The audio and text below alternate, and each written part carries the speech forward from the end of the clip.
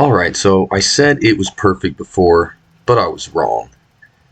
I've made some slight modifications here, most notably to this back end. Oh, it looks good now. This sleek and sexy rear end at the back. Engine's propped up a little bit, and I do have some shielded cargo acting as these little hips here at the back. And this thing is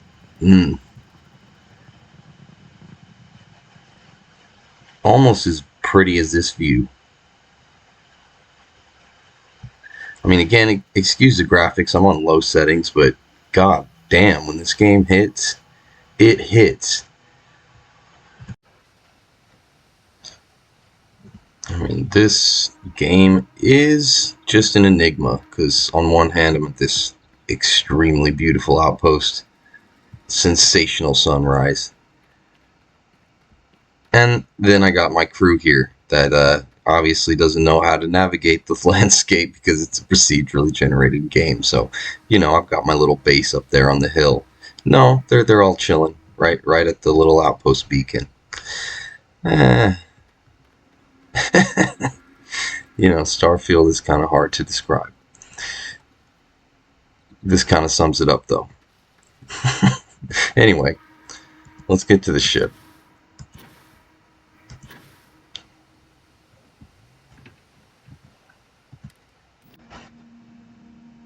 So here in the builder screen, on the topic of bugs, you'll notice that my shield is now at 2880. It was at 3200 before. Not really a huge difference, but this is apparently a pretty common issue. I haven't changed the shield generator. I haven't done anything to affect the shields. My crew is still exactly the same.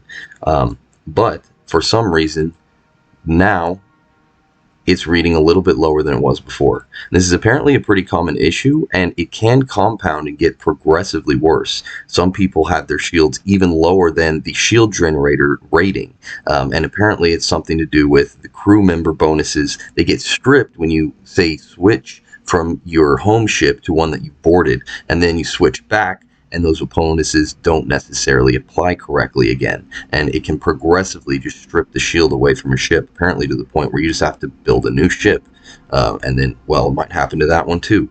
Hopefully they'll get this patch soon, but you know, that might be what's happening to me here. I'm not sure. Anybody know a fix for this? I would greatly appreciate it. Anyway, around back is where I've made all the major changes here. It's not that big of a difference, but I got rid of that weird clipping. I really just couldn't live with it. It's kind of ugly, weird looking, and it just didn't match the flow of the rest of the lines on the ship. Now I think this is a lot better. And I did add some shielded cargo right here too. Again, my character's not really a smuggler type. I mean, I kind of went for more of like a goody two-shoes build. I'm not really, more like a bounty hunter, you know, but law-abiding citizen type of build for my first playthrough. I definitely plan on going like full pirate on my next go around, but still having a good time with my first build, so I'm, you know, gonna stick with it for a while. Anyway, definitely like the shape of these back here. Nice little hips at the back. Got these engines raised up just a little bit. Looks like some kind of a mid-engine sports car or something. I love the Taiyo Habs. Definitely reminds me of like Japanese cars. I swear I had a Mazda Miata that looked exactly like this little cockpit here. I love the Japanese styling. And I mean, the Taiyo ships in the game, kind of the little saleswoman there in the showroom's like, oh, they're works of art. They're not just spaceships. I'm like, psh, that's cheesy, but you know what? You sold me. Anyway, it looks kind of like a Japanese space shuttle or something like that, and I definitely like the aesthetic, especially with this new engine layout back here. Got the proportions bang on. Anyway, I'll show you what parts I use if you want to try to make something similar. Well, that's kind of the whole point, right? Is to make your own ship, but if you are interested, I'll show you what parts I used. A lot of the stuff you can get just at any outpost, the outpost landing pad. Like this cargo right here is the Taiyo cargo. I don't know, I guess it's not really Taiyo, but it definitely is designed to match up with these Taiyo hulls here. This is the Galleon S202, but you can just get this at your standard outpost. The other cargo I'm running is this one here, Galleon S204, and in total I've got now 5,500 cargo. That's thanks to these two back here, the little shielded cargo. Again, you can get these at your outpost. Talk about the engines real quick. These you cannot get at your outpost. You're going to have to get these at the Stroud-Eklund Staryard. I usually start my shipbuilding in Neon because they have Taiyo there, and of course I like Taiyo. A lot of people don't use Taiyo from what I've seen online, but I really like the look.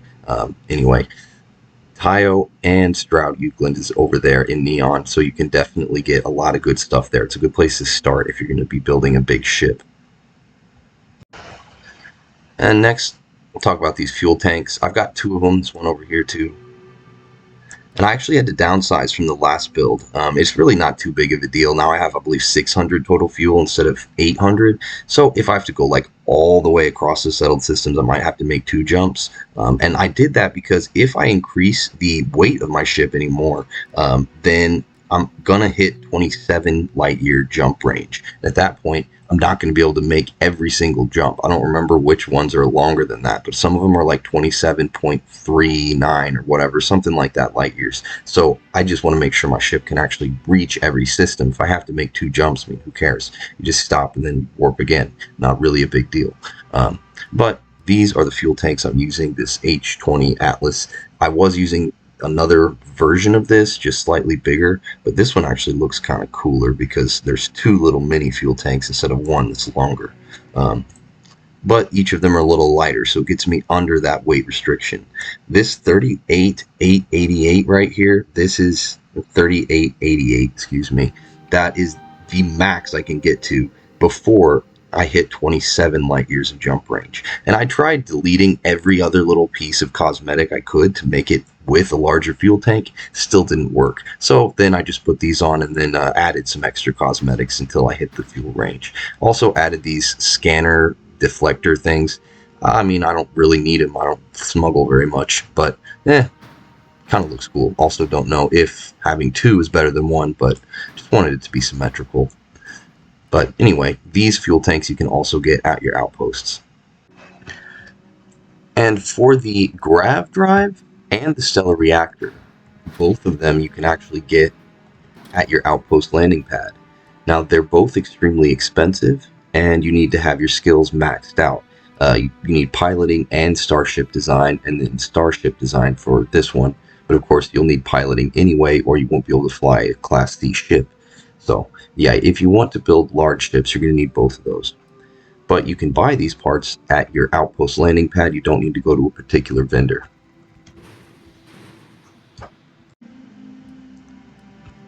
Same with the shield generator I'm using, the SG-1800. This one has 1,600 total shields. And then, of course, you can upgrade that with the shield skill and with your crew, given that the system doesn't bug out on you. Now back around the front of the ship here, let's see. So the landing bay is Taiyo as well. You can make this at your outpost. The docker you can make at your outpost as well. This is a top docker from Stroud.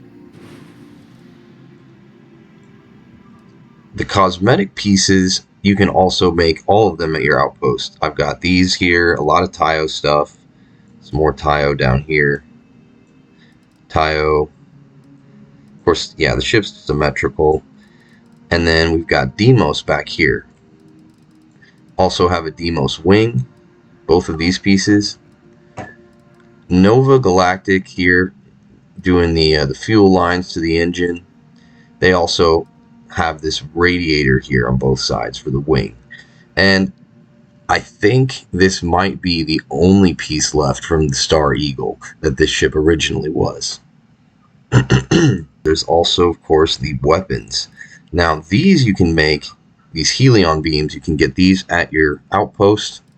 These you cannot. These suppressors and these obliterators, these you have to go to, honestly, a lot of ship technicians will have these, but you can definitely get them at Stroud. You can definitely get them at Taiyo, you can get them in like Neon and Akila, I believe. But again, Stroud and Taiyo are really good places to start if you're building a big ship.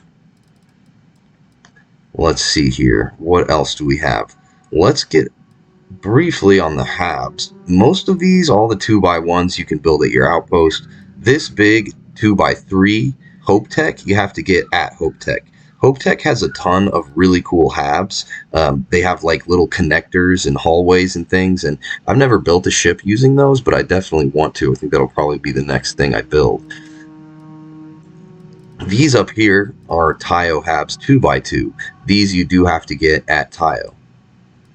But pretty much that's all you ever, that's all you're going to need to do. If you go to Neon, you can get these engines from Stroud. You can get a lot of stuff from Taiyo. You can get the bridge. You can get all the landing gear. There's two different sets of landing gear. These here and these. They look very similar, but this is about like half the size. These you have to go to Taiyo for. You can also get these weapons at both of those places. You can get this Hab here, these Habs at Taiyo as well. And then you'll have to go to Hopetech if you want this 2x3. But, I mean, I guess the point is really more to make your own ship. But, if you are interested in these parts, you can definitely go out there and get them. The last thing I forgot to mention is these scan jammers. You have to get these at the Red Mile. It's in the same system as Paradiso, Porrima.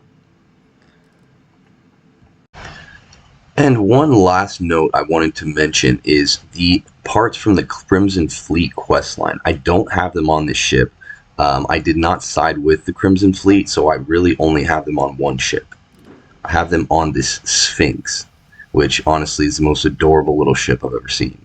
I love the design of this thing. I haven't really optimized it quite yet.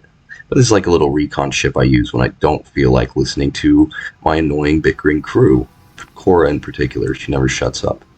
But anyway, I might do another little video on this one because it's a pretty simple build, but I love the look of it. Anyway, this is the ship that I have those little Crimson Fleet parts on. Those give you insane bonuses, like you get a faster shield regen and faster targeting acquisition, I think among a couple other things. But if you don't side with the Crimson Fleet, you cannot build these on any ship after you destroy the fleet. So I didn't realize that at the time. I wish I had built these on the Star Eagle, but I wasn't really using it at the time. I had unlocked it, but yeah, I hadn't started building it, and I didn't realize I would be able to not be able to recreate these parts on anything else. But given this ship's a smaller ship with a smaller reactor, I decided to give this ship the shield bonuses because, the other one's pretty tanky as it is.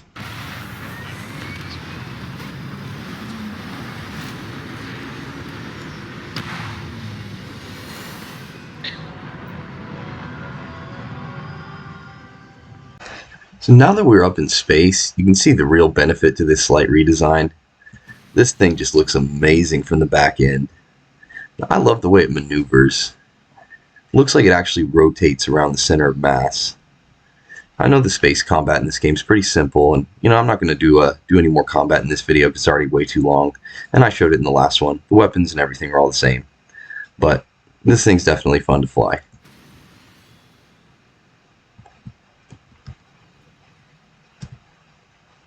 I'll do a quick peek at the interior as well. Up here in the bridge, it's pretty much the exact same as before. You've got the cockpit with the captain's quarters right behind it, and a little docker.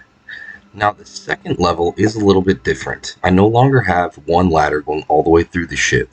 Now it's split into two ladders. And I've tried for hours and hours and hours to get this single ladder orientation back. But once I added these little windows to the bottom of the ship, I couldn't get it back. No matter what I did, it threw off the entire layout. This is the closest I could get. Honestly, I kind of like it better because I don't get fall damage if I do fall all the way from the top level to the bottom. Before, I would kind of have to scrape along this little foam padding there in order to prevent fall damage. And it's just kind of awkward. This is honestly a little easier. Just hop down and then we'll go right over here to the base level. But first, let's take a look here at the second level. Now I switched it up. Now we've got the crew area over here. I actually have some passengers on board right now. Sarah's over there in the kitchen making me a sandwich, of course. And then we got We got another crew area over here just for extra passengers. Anybody needs to hang out. Got tons of kitchens in here for sure. And then here is the actual command center that allows me to have so many crew members in the first place. And these windows are just awesome in space. Oh. Anyway, let's head back to the ground level, so to speak. Again, I love these windows in the floor. I started noticing them on ships that I boarded, and I was like, oh yeah, I gotta add that for sure. Anyway, we can go this direction through the kitchen, the big main kitchen here. I do actually have a chef on the ship who works in here. Of course, he doesn't actually work in here, but in my head he does, so, you know, there's that. And this is where the crew hangs out when they're off the clock. Don't clean up very well after themselves, but that's alright. Amelia Earhart's hanging out in here watching TV. This is the main reason I wanted these windows on the floor, because, you know, it's kind of baller. Hanging out on the couch. You're not going to forget that you're on a spaceship. And finally, we'll head back this direction. So, from the ladder, if they're not going to go to the kitchen, we got to deploy the crew or something. We got the armory loaded up over here. And then we'll head back out this direction into the infirmary. Again, this brig, the infirmary, does nothing other than these little like research stations that are in here, the pharmaceutical lab, but I'm very disappointed that you can't actually heal yourself if you get a doctor in this on the ship. Again, I have a doctor on my crew, but nope. And the same with this brig, pretty much pointless. But my whole backstory for my character is kind of a bounty hunter, and I like the idea that if I ever decided to take someone alive, then I guess I could. And of course, the last thing here is the workshop. Hanging out with the cook over here in the workshop, you know. I don't know what they're doing with Cora, but Sam's not a very good dad, it seems. Not my problem. And of course, this is where we would leave the ship if we were not in space. That's all there is to it. And just real quick, another top tip here that I only recently found out about. If you put these mission boards here at your outpost, then you're going to get missions based on the level of the system that outpost is in. So I thought that, you know, just kind of intuitively, I would assume that the missions scale up with your player level, but they don't. I was in New Atlantis or any of the major bars where they have those mission boards. I kept taking new missions because, I mean, they were pretty fun early on in the game, but now I'm at level 120 and they're just insanely easy. It's something like level 10 systems still to collect bounties, and it's literally a joke. But if I select missions from these boards here on my level 75 system, and back out to the map, it's on Archimedes, then it's going to send me to sometimes this system here, but it will almost always send me to like level 60 systems and up for those missions. Whether it's a surveying mission, a bounty mission, whatever it may be, they're definitely a little bit more fun than taking the ones from the cities, because yeah, I've just out-leveled all of those, and honestly I wish this game had better scaling. But anyway, random rant of this video. Definitely set up those mission boards at your outposts. Thanks for tuning in. Hope you learned a little something about shipbuilding, or at least that you enjoyed the video. Thanks for watching, and enjoy your journeys across the settled systems.